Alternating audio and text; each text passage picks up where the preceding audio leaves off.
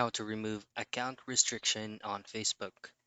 Now, in this quick video, I'm going to show you couples of ways for you to be able to remove account restriction on your Facebook account. Now, since you no longer have, or since temporarily you no longer have access into your Facebook account, this is the only way that you can do. Pull up your preferred web browser, but on this video, I'm going to be using Google Chrome.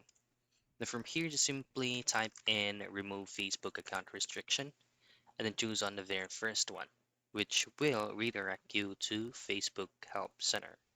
Now you're gonna be seeing a lot of options here like troubleshooting step for a disabled or restricted account, but all I have to do is to scroll down and then choose on request a review and then click this link right here that says request a review if your advertising account is restricted or your personal account.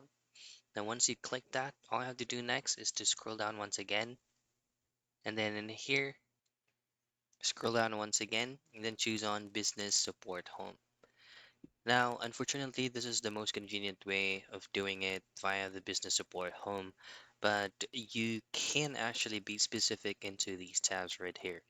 So, of course, the way or the process that we are trying to resolve here is to submit an account review.